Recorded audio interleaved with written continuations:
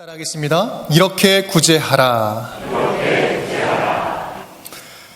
히브리 사람들의 격언에 이런 말이 있습니다. 선행에 대한 최대의 보상은 한 번 더 선행할 수 있게 해주시는 것이다. 우리가 베푼 그 선행에 대한 가장 큰 최대의 보상은 한 번 더 선행할 수 있도록 하나님께서 은혜를 주시는 것이다 라는 말입니다. 계속 줄 수 있다는 것, 그것은요 하나님이 계속해서 부어주시고 채워주시겠다라는 약속의 말씀과 함께 가는 이야기이죠. 줄 수 있고 베풀 수 있다는 것, 이것 얼마나 큰 축복인지 모릅니다. 그래서 성경은요, 주는 것 그리고 베풀면서 사는 것에 대해서 끊임없이 우리에게 말씀을 많이 해 주십니다. 주는 것이 받는 것보다 복되도다. 너희는 거저 받았으니 거저 주어라. 오늘 주제는요, 구제, 주는 것, 베푸는 삶입니다. 구제란 자비로운 마음을 가지고 대가 없이 어려운 이웃을 불쌍히 여기고 돕는 아름다운 행위를 말합니다. 그런데 우리는 구제를 생각할 때 여건이 되면, 우리가 할 수 있는 여건이 되면 할 수 있는 것이지만 여건이 안 되면 못해도 상관이 없는, 안 할 수도 있는 이런 옵션 정도로 생각하기 쉽습니다. 그런데요, 하나님의 생각은 완전히 다릅니다. 구제는 하나님에게 있어서 절대적인 관심사였습니다. 하나님의 자녀라면, 하나님의 자녀로서 구제가 없는 경건은 있을 수 없는 것입니다. 그렇다면 구제를 통해서 하나님이 강조하시는 이 경건의 내용은 무엇일까요? 오늘 예수님이 말씀하시는 이 구제의 내용, 구제의 말씀의 내용을 통해서 구제의 내용에 대한 말씀을 깨달으면서 우리의 삶의 경건함이 다시 한번 회복될 수 있기를 주님의 이름으로 축원드립니다. 따라하겠습니다. 하나님의 마음을 품는 것입니다. 구제한다는 것은 하나님의 마음을 품는 것이다 라는 것입니다. 본문 말씀 우리 함께 읽겠습니다. 1절 2절 시작. 사람에게 보이려고 그들 앞에서 너희 의를 행하지 않도록 주의하라. 그리하지 아니하면 하늘에 계신 너희 아버지께 상을 받지 못하느니라. 그러므로 구제할 때에. 그렇습니다. 말씀이 6장 들어서면서 이제 말씀 시작하면서 구제에 대한 말씀으로 시작하시는 거예요. 구제는 성경에서 끊임없이 강조하는 내용입니다. 신명기 15장 11절 말씀 함께 읽겠습니다. 시작. 땅에는 언제든지 가난한 자가 그치지 아니하겠으므로 내가 내게 명령하여 이르노니 너는 반드시 내 땅 안에 내 형제 중 곤란한 자와 궁핍한 자에게 내 손을 펼지니라. 아멘. 구제는요, 하나님의 자녀들에게 있어서 피해갈 수 없는 하나님의 거룩한 명령입니다. 하나님께서는 구제를 통해서 내가 이 땅을 통치하겠다라는 말씀을 하는 겁니다.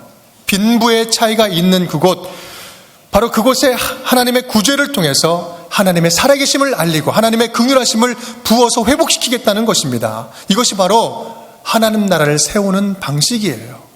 이 땅에는 비록 불완전하고 빈부의 차이로 가난한 사람이 끊어지지 않지만 바로 그러한 현장에 하나님의 구제하심으로, 하나님의 긍휼하심으로 하나님 나라를 그 땅에 세우겠다는 것입니다. 그것이 바로 하나님의 계획입니다. 가난한 자에게는요, 은혜를 부어주셔서 채워주시고 베푸는 자에게는 하나님의 축복으로 갚아주시는 거예요. 잠언 19장 17절 말씀 시작. 가난한 자를 불쌍히 여기는 것은 여호와께 구워드리는 것이니 그의 선행을 그에게 갚아주시리라. 아멘. 우리가 가난한 자를 도와줘요. 그런데 누가 갚아주십니까? 하나님이 갚아주신대요. 이게 무슨 말입니까? 가난한 자를 불쌍히 여기는 마음, 구제의 이 행동은요, 하나님이 원하시고 하나님이 기뻐하시고 하나님이 하시는 일이기 때문에 하나님께서 책임져 주시겠다는 것입니다. 성경적인 관점으로 볼 때 구제한다는 것, 누군가를 돕는다는 것은 단순하게 이웃을 돕는 그런 자선 행위가 아닙니다. 하나님께서 하나님의 일을 하나님의 자녀들에게 맡겨주시는 거룩한 명령인 것입니다. 여러분, 구제하는 일에 많이 참여하고 계십니까? 또 얼마나 적극적으로 구제하는 일에 함께하고 있습니까? 더욱더 이 말씀을 들으면서 우리 하나님의 손과 발이 되어서 적극적으로 돕는 일에 힘쓰는 저와 여러분이 될 수 있기를 간절히 축복합니다. 구제는 선택이 아니고요, 그리스도인들의 필수 과목이라는 사실을 우리 다시 한번 잊지 않으시기를 간절히 바랍니다. 그런데요, 오늘 본문 말씀을 살펴보면 예수님께서 말씀하시고자 하는 그 중심 내용은 구제가 이렇게 중요하니 구제를 많이 해라, 이 말씀이 아닙니다. 지금 구제 활동을 열심히 하고 있는데 이 말씀의 핵심은요, 구제하면서 나는 경건하다고 이야기를 하는데 잘못된 태도로 구제를 하고 잘못된 자세로 경건의 모양을 가지고 있는 자들에게 경고하시는 말씀이에요. 사람에게 보이려고 그들 앞에서 너의 의를 행하지 않도록 주의해라. 좋은 일 하는 거 좋아. 하지만 사람에게 보이려고 한다면 그것은 해서는 안 돼. 하지 마라고 이야기를 하는 것입니다. 동기가 잘못되면 아무리 선한 것이다 할지라도 아무 소용이 없다라는 것입니다. 사람에게 인정받고 사람에게 칭찬받으려고 하는 그런 구제는요, 참된 구제라고 할 수 없고 참된 경건이 될 수 없습니다. 왜 그렇습니까? 이 구제의 주체는 바로 하나님이시기 때문에.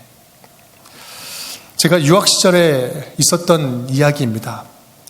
미국은 철저하게 자본주의 나라입니다. 동시에 기독교 전통을 가지고 있는 나라예요. 자본주의다 보니까 빈부의 격차가 참 심합니다.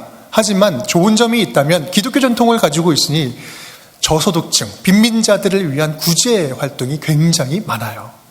저 또한 다양한 교회 그리고 단체를 통해서 도움을 참 많이 받았습니다. 평생 잊지 못할 그런 은혜를 많이 받았어요. 얼마나 감사한지 모릅니다.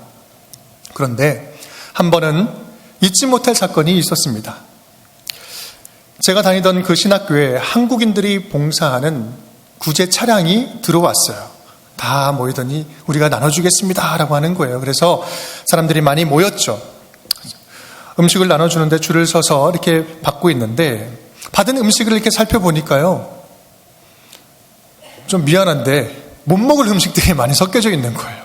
썩은 음식도 좀 들어있고, 야채, 과일 중에서 도저히 먹을 수 없는 것들을 이제 골라서 받아가는데 나눠주는 분이 이렇게 이야기하는 겁니다. 골라가지 말고 주는 대로 받아가세요 라고 이야기하는 거예요. 주님이 주시는 것입니다 이렇게 주시면서, 또 어떤 분들은 제가 귀를 의심했는데 이거는 숙성이 돼가지고 훨씬 더 맛있어요 막 이런 얘기를 또 하시는 거예요. 받긴 받는데 고마운 상황인데 너무 불쾌한 겁니다. 미국에서 구제를 참 많이 받아봤지만 그렇게 구제하는 경우는 없거든요. 오죽했으면 한 사모님이 이런 얘기를 하는 거예요. 주님이 주십니다라고 주시는데 주님은 이렇게 썩은 거 주셨을까? 오병이어 주시면서 가장 신선하고 자녀들에게 가장 좋은 것을 주시지 않았겠어요? 이런 얘기를 하는 걸 들었어요. 나눠주기를 마치고 저희의 음식이 좀 남았어요. 그러니 그 옆에 있는 이제 쓰레기통에다가 버리시는 거예요. 아니, 좀 가서 버리시면 어떻습니까? 가기 직전에 주신 거죠. 좀 더 마음이 아팠던 것은 그러고 나서 다 마치고 나서 동그랗게 이렇게 일하신 분들이 모여서 손을 맞잡고 열심히 기도하시는 거예요. 막 큰 소리로 막 기도하시는 거예요. 우리 예수 믿는다는 거죠. 예수 믿고 선행을 이제 베푼다라는 것을 보여주고 싶었던 것 같습니다. 그 음식을, 그 못 먹는 음식을 많이 받은 그 분들의 한 반절 이상이, 반절 정도가 목사님들이셨어요. 그때처럼 창피하고 어떤 부분에 있어서 참 모욕감도 느껴지고 초라해지고 한편에는 막 분노가 일어나고 한편에는 막 슬프고 이때처럼 만감이 교차했던 적이 없었던 것 같습니다. 여러분, 지금 누군가를 돕고 있습니까? 어떻게 돕고 있습니까? 우리가 하는 선행은 누가 누구에게 하는 선행일까요? 누가 하는 선행입니까? 하나님이 하시는 선행입니다. 누구에게? 도움이 필요한 자에게. 누구를 통해서? 하나님의 자녀인 우리들을 통해서 하나님이 그들을 채우시는 겁니다. 우리는 하나님의 거룩한 일에 쓰임받는 경건의 도구입니다. 그래서 우리가 좋은 일을 하면서 하나님의 이름으로 하면서 우리 자신의 스스로의 이름을 드러내서는 결코 안 된다는 사실입니다. 오직 하나님의 긍휼하신 마음만 그들에게 전해져야 합니다. 우리는 오늘 말씀을 통해서 우리는 얼마나 우리 주변에 주변을 돌아보면서 적극적으로 돕고 사는지 우리의 자신을 되돌아봐야 합니다.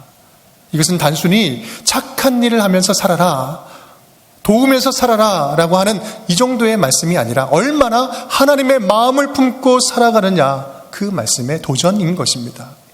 하나님의 긍휼한 마음을 품고 살아가는 저와 여러분이 될 수 있기를 간절히 축복합니다.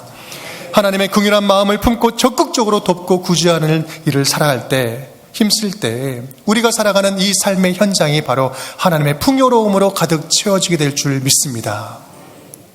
따라하겠습니다. 외식은 금물입니다. 2절 말씀 다 함께 시작.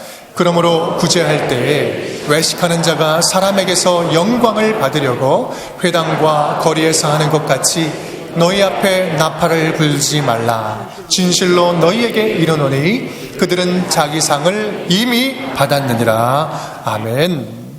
오늘 등장하는 여러 이야기 가운데 중요하게 등장하는 단어가 하나 있습니다. 그것은 바로 외식이라는 단어입니다. 외식이라는 뜻은 남에게 보이기 위해 거짓으로 행동하는 것, 헬라어 히포크리테스라는 단어의 뜻은 가면을 쓰고 연극하는 배우를 이야기할 때 이 단어를 씁니다. 외식하는 자의 특징을 한마디로 말하면 겉과 속이 다른 것이죠. 연기하는 것입니다. 겉으로는 아닌 것 같이 이야기를 하지만 속으로는 자기를 위해 자기의 영광과 칭찬을 바라는 것이죠. 겉에 드러나는 동기와 속에 숨어있는 동기가 다른 것입니다. 이것을 우리는 위선이라고 이야기를 하죠. 영국의 유명한 시인 엘리엇은 이렇게 이야기를 합니다. 다 함께 읽을까요? 시작. 인간을 향한 사탄의 마지막 유혹은 올바른 목적을 잘못된 동기로 수행하게 하는 것이다. 올바른 목적을 잘못된 동기로 수행하게 하는 것이 사탄의 마지막 유혹이라는 것입니다. 잘못된 동기는 하나님의 거룩한 구제를 가식적인 구제로 바꿔버려요. 이것이 사단이 바꿔버리는 것입니다. 그들은 자기 상을 이미 받았느니라. 이게 무슨 말입니까? 이미 다 계산 끝났다는 거예요. 지불 완료라는 뜻입니다.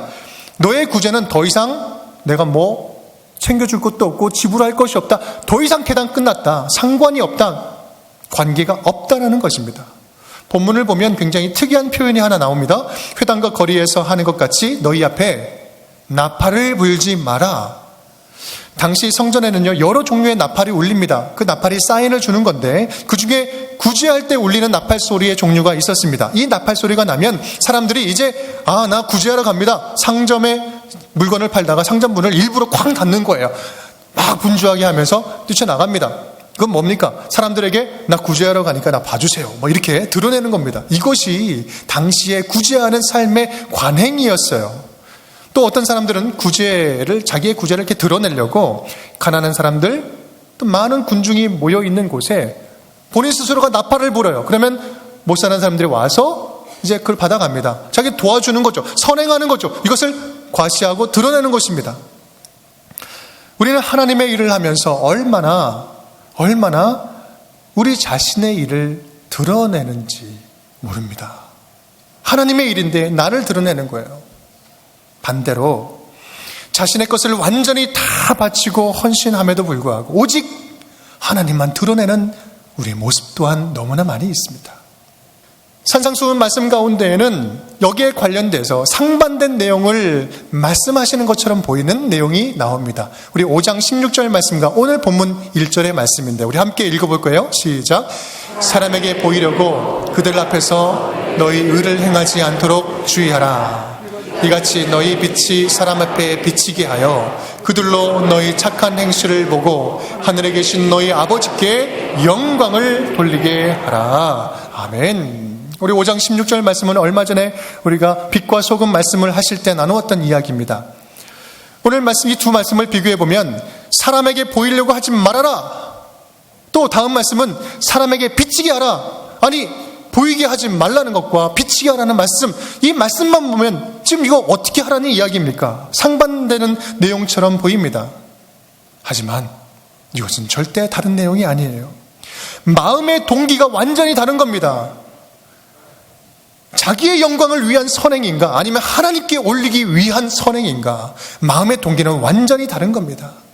자기를 위해, 자기를 드러내기 위한 좋은 일이라면 그것은 절대로 사람들이 보이게, 사람이 알게 하지 말라라는 거예요. 보이게 하지 말라. 하지만 나의 이 행동이, 나의 이 삶이 하나님께 영광을 올려드리는, 주님께만 영광 올려드리는 그 선행이라면 이것은 빛처럼 밝히 드러내라라는 것입니다. 목적이 다른 겁니다. 하나님께만 영광을 돌려라.